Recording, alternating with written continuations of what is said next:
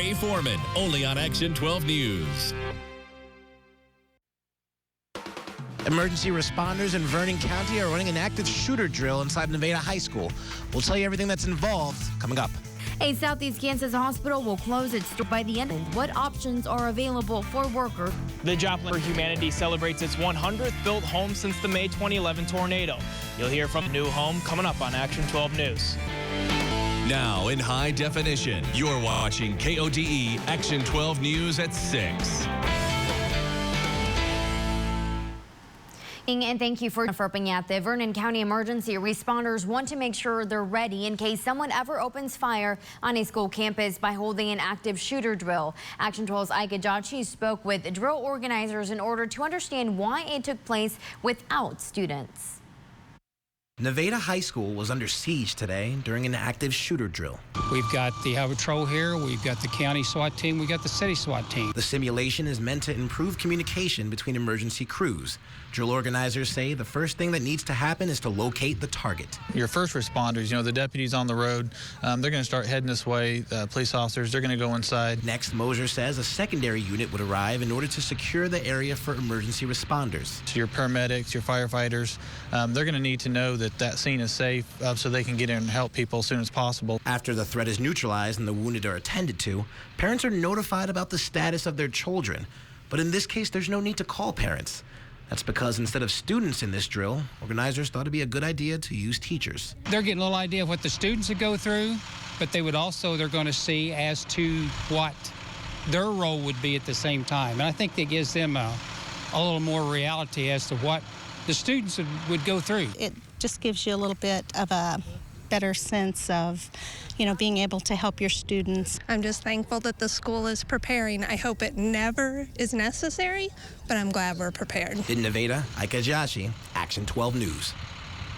Mercy Independence Hospital will be closing its doors at the end of the year. This Friday at 9 p.m. will be the last day of inpatient care at that hospital. Mercy's primary care clinic, rural health clinic in Cherryville, and its Health for Lyme Center will remain open until the end of the year. The decision to close came after the members of the board discussed searching for different service providers, but was unable to and decided to close the facility. 200 people work at the hospital, which will provide a severance package based on how long a person has worked there. Mercy representatives say with some areas of the hospital closing before others, employees will have different exit dates. The next nearest hospital in the area is the Wilson Medical Center, Neodoshe, which is about 20 minutes away. It's been a gloomy and slightly chilly day across the 4 states this Monday. Let's turn to Chief Meteorologist Ray Foreman for a look at our Fastcast. Ray. Yes, it has been cool out there. Tonight is going to be chilly as well, and the cloud cover sticks with us for a while. However, we are looking at warmer weather later this week. I think we'll even hit 80 a few times once again. Right now, though, cool across the 4 states today. In Joplin, we have only been in the upper 50s over the last couple of hours. We've hit 60 right now. We've got 62 in Mount Vernon, 61 in Miami, also around Pittsburgh in the low 60s, but that cloud cover really hindering any warm-up. As we get towards 10 o'clock, look for mostly cloudy skies and 56. We start the day around 52, but I think we'll see some patchy fog, especially in some of the valleys. Calm winds in the morning and a northeast wind in the afternoon. Then we'll start to see those clouds breaking up during the afternoon as well, and what a difference a little sunshine will make this time of year. Back to around 75 tomorrow. As I mentioned, I think we'll hit 80 a few times later this week, and I'll have the complete forecast in just a few minutes. Jennifer? All right, thank you, Ray. The Joplin Police Department is reminding drivers to not stop or obstruct traffic near the Love's truck stop that's on Highway 43. The issue has been with semi-trucks backing up traffic when trying to exit into Love's. However, JPD has put up a sign to remind drivers to keep traffic flowing and to not stop. Officers say the sign has been helpful and have only received 2 complaints of congested traffic this year. However, one resident says she has never noticed the sign and the traffic congestion is still an issue. It has been for a lot of people. Trucks trying to pull in and out, and there's just not enough room for enough driveway for people to go around and stuff, people waiting, and usually they'll just stop. If the roadway is blocked and vehicles are stopped in the roadway, go ahead and call the police department. We will respond. If the issue is still here, we will help resolve it and get people on their way.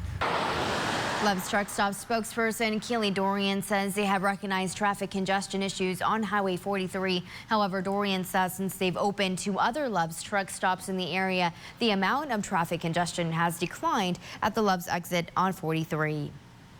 A Republican presidential candidate is coming to Joplin. Ben Carson will hold a book signing at the Joplin Books A Million location. That's on October 22nd at 4 in the afternoon. The store has received more than 800 copies of Carson's new book, A More Perfect Union, which goes on sale tomorrow. You must buy a copy of Carson's book at the Joplin store in order to attend the book signing on the 22nd. It's the only way to get a ticket for the event. The latest poll from the Pew Research Center shows Carson in second place behind Donald Trump. The Joplin Area Habitat for Humanity celebrates its 100th home built since the May 2011 tornado. Action 12's Brian McClune joins us now in the studio with more. And Brian, where is this house located? Well, a ribbon cutting ceremony took place at 2319 Moffett Avenue. Today was not only to celebrate the new home, but to also thank everyone who has played a role in getting to this point. 3. After losing their home in the May 2011 tornado, the Boykin family are the owners to the newest home in Joplin. We've had many ups and downs over the last 4.5 years. Thank you is not a word big enough. To commemorate World Habitat Day, the Joplin Area Habitat for Humanity celebrated its 100th house built since the tornado. To have that honor to be the 100th house is just a huge privilege and a huge honor, and I just thank everybody for the opportunity. The last 4.5 years has been filled with a lot of hard work, tremendous amount of blessing. Sing my soul. While today's gathering was to welcome the Boykin family home, it was also a chance to thank the volunteers near and far who put in the work to build these homes. You know, that day in May changed the story for us all. It was a lot of work, you know, it really was. And it wasn't just us. I mean, that's thousands of people that came together. And once the celebration was over, it was time to hand over another set of keys to another family, ready to start their life in their new home. It's awesome to have it over with, to be finally in the home, and my family's very happy, especially my wife. She's very excited, so thank you very much. They worked hard on this house, and they're going to treat it well, and we're just happy for them. Along with World Habitat Day, the city of Joplin named today Joplin Habitat Day. Jennifer, house projects aren't stopping anytime soon. Habitat for Humanity has 7 more under construction right now. All right, thank you for that update, and congratulations to the new homeowners. Thank you, Brian. Fantasy football is changing the way people are watching professional football. A look at how the craze is growing and how much time people are willing to commit to it. The city of Miami wants to give kids a fun place to go to enjoy Halloween. Now in high definition, you're watching KODE Action 12 News at 6 with Jennifer Pignate, meteorologist Ray Foreman, and Andy Searcy.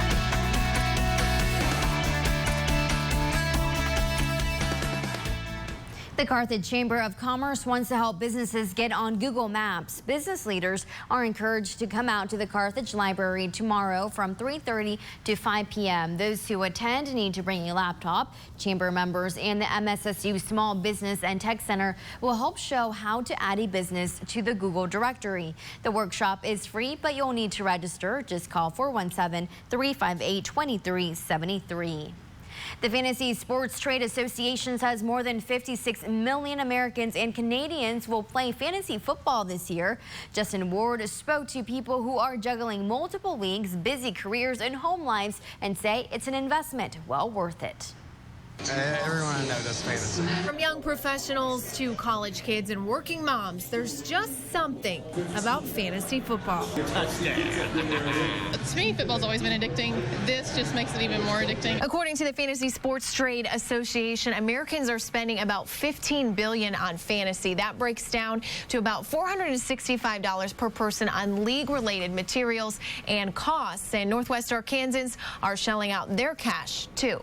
If there's no money involved, then no one's going to take it seriously. Yeah, we put it all together between me and him having a fantasy team was probably about 300, maybe a little bit more. And they're taking the time to do the homework to have the best roster possible, setting early alarms on the weekend. I was up at 7 a.m. this morning researching fantasy. Squeezing in research in class or strategizing at work. So I have four teams, 4 leagues, and probably say a couple hours a week. 2 to 3 hours a week. With Thursday night football, playing fantasy has become more time-consuming than ever before. Even on Wednesday nights, I may have a big test on Thursday, but Wednesday nights, I'm still putting my roster together because there's going to be a game on Thursday night, and I might have players involved. But they all agree it's time and money. I needed that. Well spent. A lot of old college buddies, we get together. It gives us time to just get together and compete, I guess. NFL, it's an entire day devoted to football. Keeps it exciting, keeps Sundays exciting. I'm Justine Ward reporting for KNWA Northwest Arkansas News. The Miami Area Chamber of Commerce is gearing up for its second annual Sweet Street.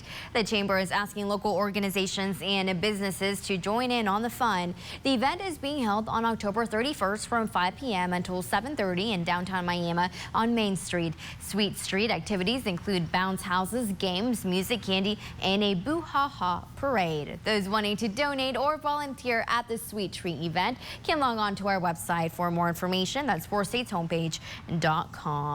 Turning back to weather, Ray, it will be warming up this week. Yes, it will finally. We're going to warm back up as early as tomorrow, back into the 70s, and I think we'll even see a few 80s before we're done with the work week. More on the forecast, though, is coming up next. Here's a look at today's weather almanac. Only near 60 for a high today.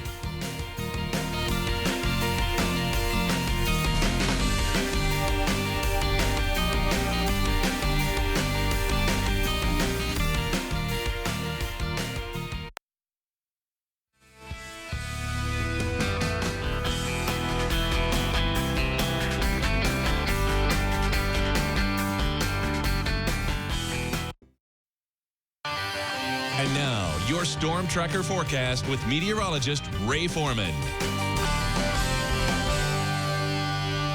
It is going to be another cool night tonight. Temperatures staying in the 50s for lows, maybe even a little patchy fog, but I don't think that'll happen until after about midnight. The forecast tonight, though, we're mostly cloudy at 10 o'clock, 56. We start in the lower 50s, and tomorrow morning as you head off to work, that's when we could see a little patchy fog, maybe a reducing visibility down to about 2 miles or so. 75 in the afternoon, a little sunshine, and what a difference that sun is going to make tomorrow afternoon. Right now, temperatures across the area, we've got 62 right now in Mount Vernon, a temperature right now looking on our GTC broadband camera, looking across Diamond right now, we've got 61. Still cloud cover, but notice the cloud cover is thinning out over the last couple of hours. We're looking southward across Newton County. Back towards Joplin, we've got a temperature of 60 degrees as well. On the SNH camera right now, we still have cloudy skies. Much of the day, we stayed in the 50s, but the clouds still hanging on pretty tight across the Joplin area. Back into northeast Oklahoma, we're into the lower 60s here as well. 61 Miami, southeast Kansas also 61 in Pittsburgh, 63 in Parsons. We have had a few showers off to the north and west of us across parts of Woodson and Wilson County. Otherwise,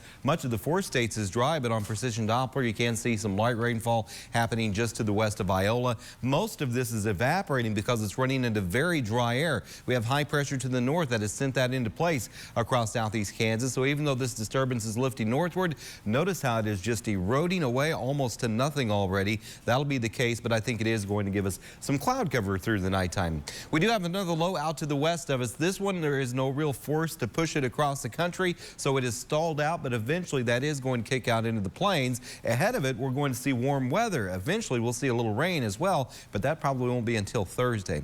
Tomorrow morning, again, patchy fog. This is futurecast. It does show clouds, low fog in the morning. Then we start to see that burning off during the daytime, back into the middle 70s. Much of Wednesday is going to be sunny as well, but I think we'll start to see the clouds increasing a little bit as we go into Wednesday afternoon. Nothing in the way of rain rain just yet. Maybe some showers to our south in parts of Arkansas. Storm tracker forecast tonight, though, we are looking at cloudy skies, 52 for a low. Some fog late, more than likely not until after about 1 or 2 o'clock. 75 tomorrow, 80 as we go into Wednesday, and then 82 on Thursday. The chance of rain moving in late Thursday into Thursday night. That'll be followed by a brief cool down. That's another cold front that comes through Thursday night into Friday, but it doesn't last long. We're back to around 80 at the end of the weekend, so not too bad at all over the next 7 days. It is October. Keep that in mind. Exactly. We can't be complaining. I know, but it'll be nice to see the sun returning again tomorrow. It sure will. Thank you, Ray. Turning now to sports. Andy Searcy joins us in the studio. Andy. Well, Jennifer, Pitt State survived again last Saturday as the Gorillas came from behind to knock off Missouri Western. Coming up, we'll show you how far Pitt climbed in today's Division II rankings. Plus, Maddie Mock will be out longer than expected. Stay with us.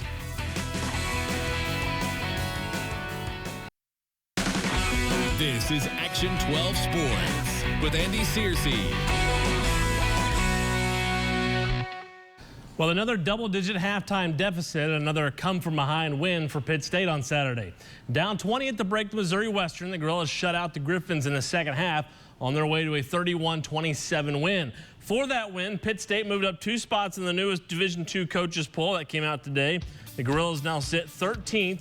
The top 4 in the rankings are unchanged, with Mankato still on top with 30 out of 32 first-place votes. Pitt State's opponent this week is 18th ranked and undefeated Emporia State in Emporia. In fact, the next 2 weeks could make or break the season for Pitt. After the Hornets, the Pitt will welcome number 3 Northwest to Pittsburgh on October 17th. We'll hear from the Gorillas coming up on Thursday.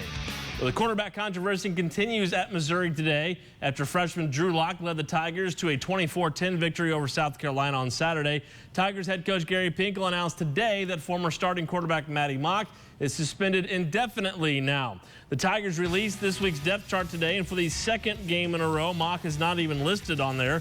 Mizzou still has not announced why Mock has been suspended indefinitely, however. That means true freshman Drew Lock from Lee Summit will get his second career start on Mizzou's homecoming. Lock has played in every game this year. He's thrown for 361 yards and 3 touchdowns. He's only thrown 1 interception and has completed nearly 68% of his passes, and his passer rating is almost 30 points better than Mock's.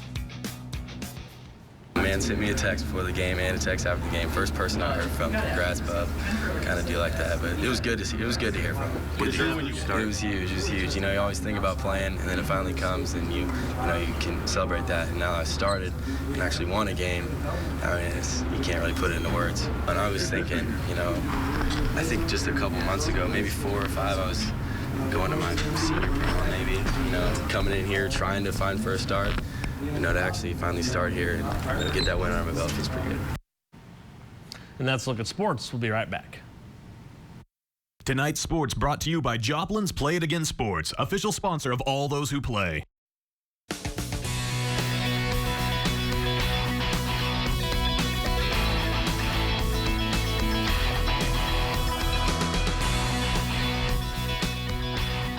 And finally this evening, some lucky movie fan has their hands on a piece of Star Wars history. The iconic bikini worn by Princess Leia in The Return of the Jedi sold for a whopping $96,000 at the Profiles of History online auction on Friday. The skimpy costume, made of flexible gold-painted red dense urethane rubber, was famously worn by Carrie Fisher in the film. It included the collar and chain links alien gangster Jabba the Hutt used to keep the kidnapped princess on a tight leash, as well as a letter of authenticity from the costume designer. Bidding opened on October 1st at $80,000. The winning bidder was not named. I'm kind of surprised it didn't go for more than that, to be honest with you. Because if it started at 80, that was only like 19. I don't know, that's an awfully expensive piece of plastic. Yeah, I'm just surprised it didn't go for higher, knowing Star Wars fans. Thank you so much for joining us. Have a good night. They're rabbit thing.